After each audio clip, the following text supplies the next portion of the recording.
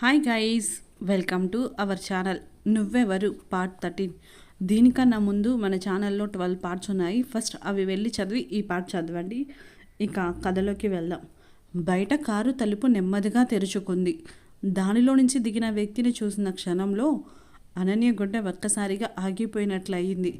నాన్న అని ఆమె కళ్ళల్లో నీళ్లతో బయటకు బరిగెత్తింది. 3 ఏళ్లుగా చనిపోయారని అనుకున్న తన తండ్రి ఎదురుగా నిలబడి ఉన్నాడు.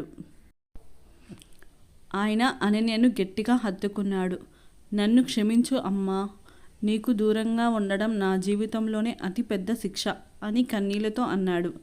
అనన్యకు ఏం జరుగుతుందో అర్థం కాలేదు. ఆదిత్య, మాయ మాత్రం ఒకరినొకరు చూస్తూ మౌనంగా నిలబడ్డారు.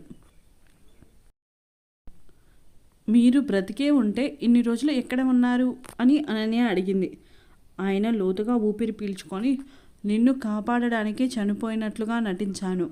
విక్రమ్ దేవ్ మన ప్రతి అడుగును గమనిస్తున్నాడు అని చెప్పాడు.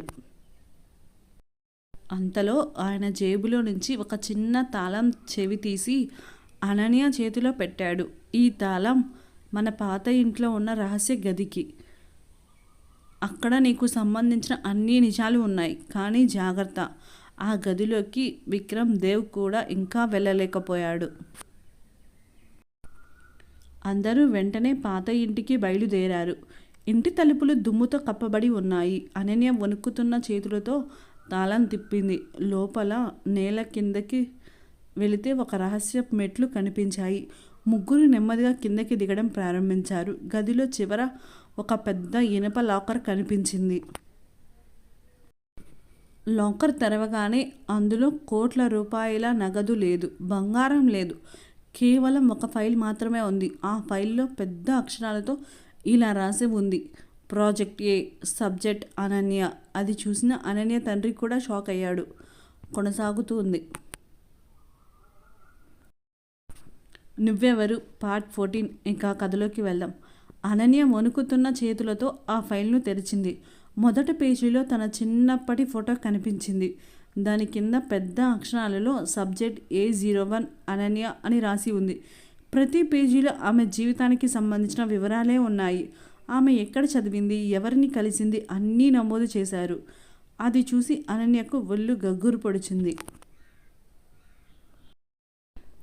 ఇది ఎలా సాధ్యం అని అనన్య తన తండ్రిని ప్రశ్నించింది. ఆయన కళ్ళల్లో నీళ్లు తిరిగాయి. నువ్వు పుట్టకముందే కొంతమంది నీ జీవితాన్ని నిర్ణయించారు. వాళ్ళు నిన్ను ఒక ప్రయోగంలా చూశారు అని భారంగా చెప్పారు. ఆదిత్య వెంటనే మరో ఫైల్ తెరిచాడు. అందులో విక్రమ్ దేవ్ ఫోటోతో పాటు అతని పక్కన నిలబడి ఉన్న మరో వ్యక్తి కనిపించాడు. ఆ ఫోటో చూసిన వెంటనే అనన్య తండ్రి ముఖం తెల్లబడిపోయింది. ఇతను ఇంకా బ్రతికే ఉన్నాడా అని ఆశ్చర్యంగా అడిగాడు. మాయ ఆ ఫోటోను దగ్గరగా చూసింది. ఆ వ్యక్తి మెడలో ఒక ప్రత్యేకమైన లాకెట్ ఉంది. ఈ లాకెట్ నేనెక్కడో చూశాను అని ఆలోచిస్తుండగా అనన్య ఒక్కసారిగా తన మెడను తాకింది. అదే లాకెట్ తన దగ్గర కూడా ఉంది. ఆ గదిలో ఒక్కసారిగా సైరన్ మోగింది. ఎర్రటి లైట్లు వెలగడం ప్రారంభించాయి. స్పీకర్లో ఒక స్వరం వినిపించింది. Unauthorised access detected, lockdown initiated అని చెప్పగానే అన్ని తలుపులు ఆటోమేటిక్గా మూసుకుపోయాయి. అప్పుడే గది మధ్యలో ఉన్న పెద్ద స్క్రీన్ వెలిగింది. దానిపై విక్రమ్ దేవ్ ప్రత్యక్షమయ్యాడు. అతను నవ్వుతూ చప్పట్లు కొట్టాడు. అభినందనలు అనన్య, చివరకు నువ్వు నీ గురించి నిజం తెలుసుకునే చోటుకి వచ్చావు. కానీ నిన్ను ఇక్కడికి తీసుకురావడం కూడా నా ప్లాన్లో భాగమే. కొనసాగుతూ ఉంది. నువ్వెవరు పార్ట్ 15. ఇంకా కథలోకి వెళ్దాం. స్క్రీన్పై విక్రమ్ దేవ్ చిరునవ్వుతో కనిపిస్తున్నాడు. అతని కళ్ళల్లో భయం కాదు, గెలిచిన ఆనందం కనిపించింది. అనన్య, నువ్వు ఈ గదిలోకి అడుగు పెడతావని నాకు ముందే తెలుసు.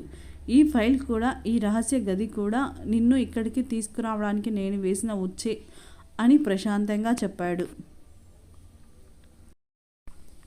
ఆదిత్య కోపంతో స్క్రీన్పై ఉన్న కెమెరాను పగలగొట్టాడు. కానీ స్క్రీన్ మాత్రం ఆగలేదు. విక్రమ్ నవ్వుతూ, కోపం వల్ల నిజం మారదు ఆదిత్య.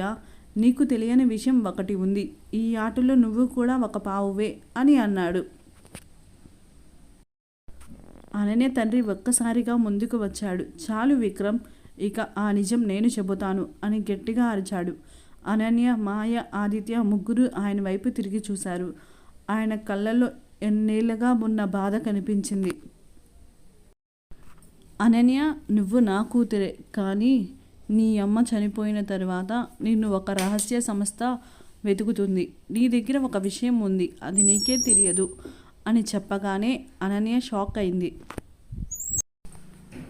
ఏ విషయం నాన్న అని ఆమె అడిగింది. ఆయన సమాధానం చెప్పబోతుండగా వెనక నుంచి ఒక్కసారిగా గన్ శబ్దం వినిపించింది. బుల్లెట్ నేరుగా అనన్య తండ్రి ఛాతీలోకి దూసుకెళ్ళింది. ఆయన నేలపై పడిపోతూ అనన్య చేతిని గట్టిగా పట్టుకున్నాడు. చివరి ఊపిరితో ఆయన ఒక చిన్న పెన్ డ్రైవ్ ఆమె చేతిలో పెట్టాడు. ఇందులోనే అసలు నిజం ఉంది, ఎవరిని నమ్మకు, ఆదిత్యాన్ని కూడా కాదు అని చెప్పి కళ్ళు మూసుకున్నాడు. అనన్య గట్టిగా నానా అని అరిచింది. అప్పుడే వెనక చీకటి నుంచి ఒక వ్యక్తి బయటికి వచ్చాడు.